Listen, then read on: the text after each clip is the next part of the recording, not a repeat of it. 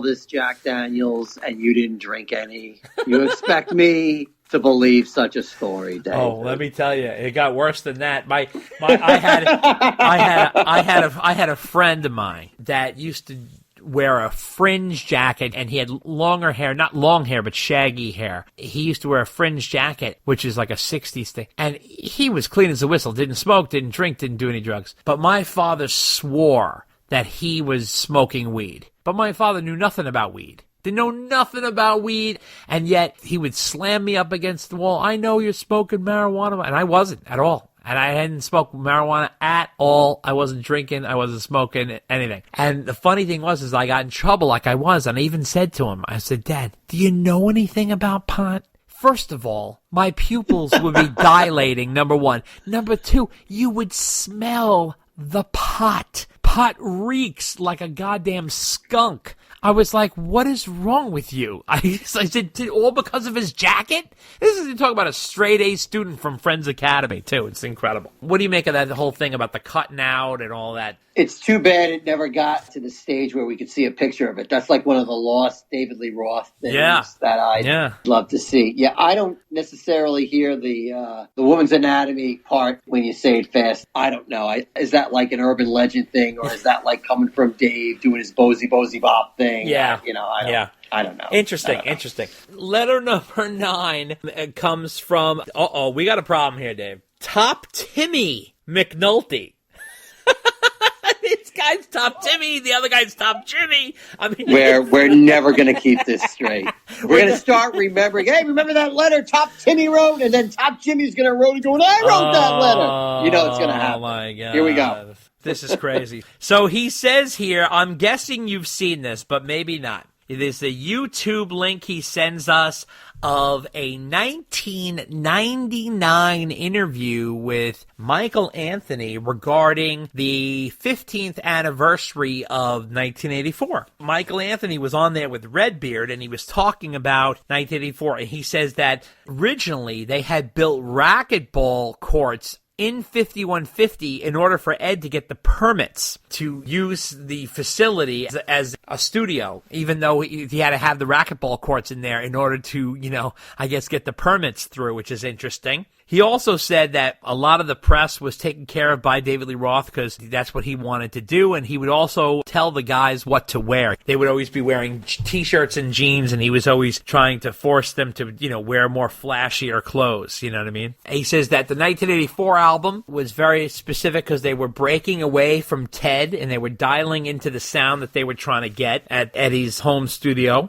He says they have film of when they first played Jump for hours, that they were riffing off of that, and he said it had a real magic to it right from the beginning. He says, I'm sure there's a ton of video of it out there at some place. They have a jam of them doing it, and he described Noel Monk as a real piece of work. And he called him Little Caesar because he ran everything like a military operation. He also said that they were talking about David Lee Roth going solo. And he says, I think he was testing the waters with the Crazy from the Heat EP, and that's for sure. And that the breakup, Ed said in the interview, they had clips of Ed talking that he blindsided us and he quit and we were in shock, meaning Dave leaving the band. And that he said very often on that tour, they were selling out 3 nights in each city, but he said that tour was more of a job than fun because there was a lot of close to fistfights situation. He says that sometimes it was the best of times, Michael Anthony said, and sometimes it was the worst of times. So that was during that interview, which is, he says, Al at one point mentions that he has video of Ed playing Jump in its early stages, and I wonder what other footage they have. Top Timmy McNulty, Cleveland, Ohio. So that was an interesting interview. Guys, check that out. It's Redbeard, who's done a lot of cool radio stuff with Van Halen. He celebrates the 15th anniversary of 1984. Dave, what did you think of that? That was very cool. Yeah, very interesting. Interesting time. Yeah. 1999, too. Very interesting time in Van Halen. That's after Gary left the band. Yes. It's interesting. Yeah. Okay, so letter number 10 comes from Andrew Haberman, and he points to us that an Alex Van Halen interview that has surfaced from the Tapes Archive, which is a podcast, and the interview with Alex is from 1980. It's a never-before-published interview from Alex Van Halen from 1981, or it says here, but maybe, I don't know, 80, 81, I'm not sure. It's somewhere around there. I think it's 81. In the interview, he talks about days before being signed. He's working with Ted Templeman, the best heavy metal band he ever saw play live, the future of Van Halen, and in the interview, Mark asks if it's true that Van Halen had in their rider the whole no brown M&Ms thing, but it wasn't 2 years later that David Lee Roth revealed the real reason behind their no brown M&Ms was obviously so everybody could, pay attention to their rider, make sure everything was on the up and up. Alex is very crazy and cocky in the interview. He's probably completely buzzed, to be honest with you. Eddie never talked much. David Lee Roth mainly did the interviews. Sometimes Alex would, but this interview is interesting and fun to listen to. You guys could check it out on Apple Podcasts for sure. Look it up. It's called The Tapes Archive. Alex Van Halen. I believe it's episode number 17. Andrew Haberman. What do you think of this one, Dave? Alex does tend to be a bit cocky and a bit arrogant. During that time frame. Yeah. I've read some other interviews he's done around that time, and he's very confident. So let me put it to you that way. Oh, yeah. Very confident. Oh, yeah, very cocky. Yeah, that's why I said it. I think he's a little buzzed. Yeah. Could be. That's true. Letter number 11 comes from Gary Junling. He says, hey, guys, not sure if you picked up on this, but I saw pre-release images of the new Mammoth WVH album cover, and I thought it looks pretty cool. However, a deeper dive led me into another album already using this album art. The band is Violent Eve, and the album is A Great Day, released in 2016. Same cover. It's both on iTunes and available on Amazon store as well, so it's not totally obscure. FYI, Violent Eve is a death metal band. I'm going to buy Wolf's album regardless, but it's curious to say the least. Gary Judgeley. Well, Gary, yes, we discussed this during February Van Halen news section, and there's no word from Wolf on this issue. It's interesting. He hasn't said a word about this, Dave, right? I mean, all the questions he answers on Twitter and Instagram, he hasn't discussed this. What do you think? I'm not on social media, so I don't know if anyone has brought it up to him on social media. Yeah. I haven't seen any of the major news outlets cover it either. Like, I haven't seen, grand expose, Wolf copies album cover from obscure death metal band, right?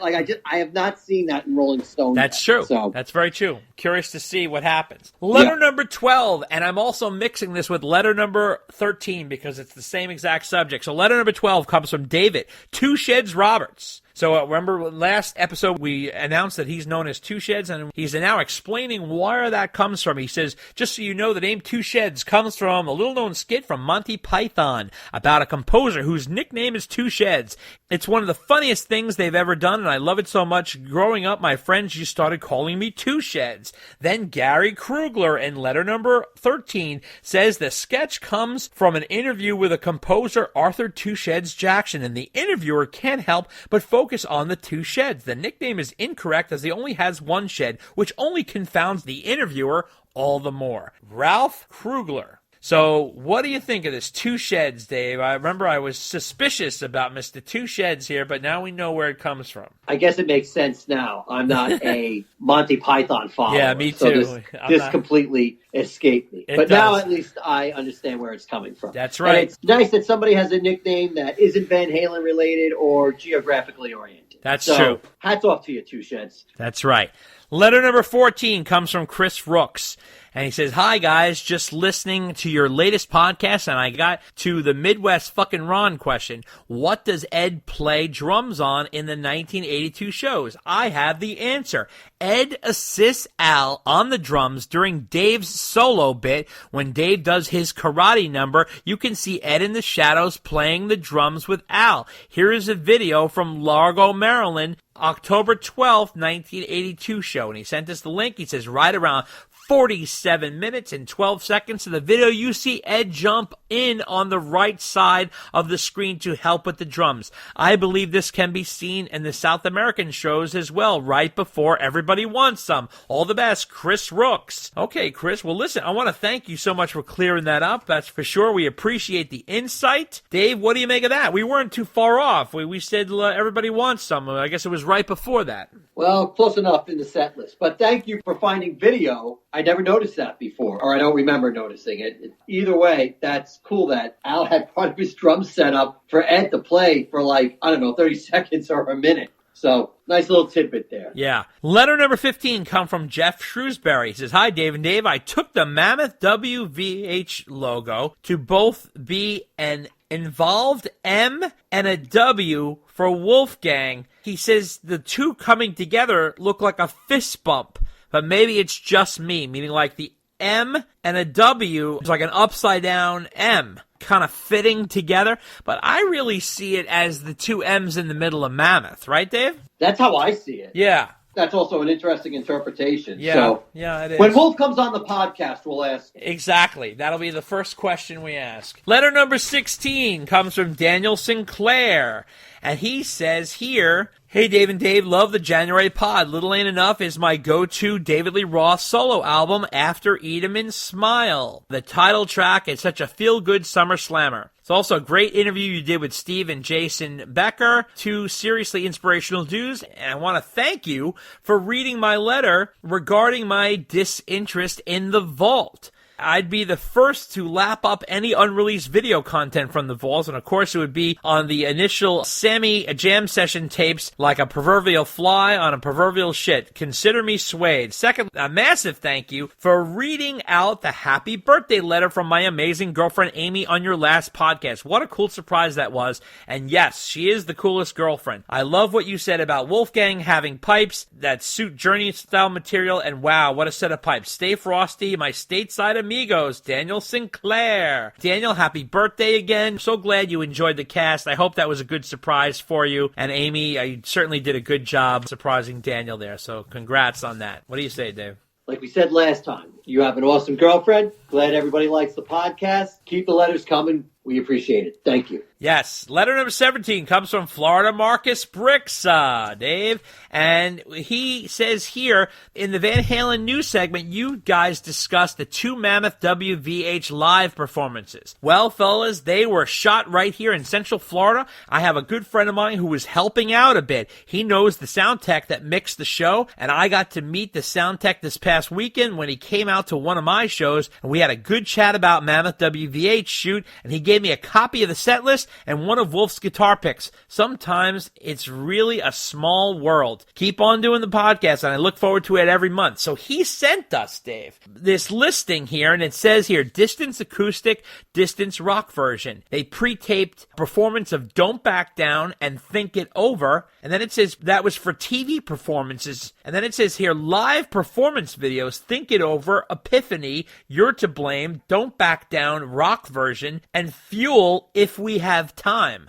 Florida Marcus, you really delivered. This was an incredible insider piece of information. What did you think of this? That was totally cool. Yeah. I am looking forward to see if this stuff comes to light in the next few months, if we get some more videos of these songs. It definitely lends some clues what the next track releases will be before the album comes out. Yeah, right? I'm curious to see where these end up. Are they doing a documentary? Are they doing a TV special? This is a lot of recording here. I don't know if they're doing more late night show spots. It should be. I'm thinking he's putting them out, either late night or maybe daytime TV or, who knows? Absolutely. It's interesting. Absolutely. Yeah, can't wait. Letter number 18 comes from Galen Harris. And he says here, "What's up, Daves? The Kitchen Sink tour keeps coming up, and I don't think it was ever anything more than Ed and Wolf talking. I do think that a tour consisting of the original lineup with Michael Anthony was a serious idea that never came to fruition because of Ed's health. The problem I have with it is what David Lee Roth era songs would be sacrificed for the inferior Sammy songs. I don't hate Hagar. He's a great singer. But it's always bothered me how in interviews he always referred to the Dave era songs as the old shit. The David Lee Roth era has 2 diamond status albums, and if I had to choose between 4 number 1s and 2 diamond status albums, I'd definitely choose the 2 diamonds. I absolutely love the A Little Ain't Enough podcast, and this is my favorite David Lee Roth solo album. I like it even more than Eat 'Em and Smile. Jason Becker and the other musicians were a great fit for Dave. It's just a shame that Becker couldn't tour with Dave because of his ALS. Galen Harris." Well, let me tell you, Galen, thanks for writing it. I appreciate it. I think that clip that I put in there from Eddie Trunk talking with Sammy, I think proves it all, right, Dave? I mean, it was very clear. I mean, he was saying that Sammy would get a ticket and go to the show. I mean, what is he talking about if he was in that show? I mean, you got to be kidding me. Yeah. I think this was Ed and Wolf talking. Yeah. Hey, wouldn't this be a great idea? Yeah, but obviously they weren't the first ones to ever come up with this thing, right? I mean, Sam had been begging for it for years. Yeah. But the only thing, as far as we could tell, that ever happened, nothing happened. But as far as like getting to the talking stage, it was just going to be Mike coming back to do some songs. And we weren't even sure if he was going to be playing the whole show or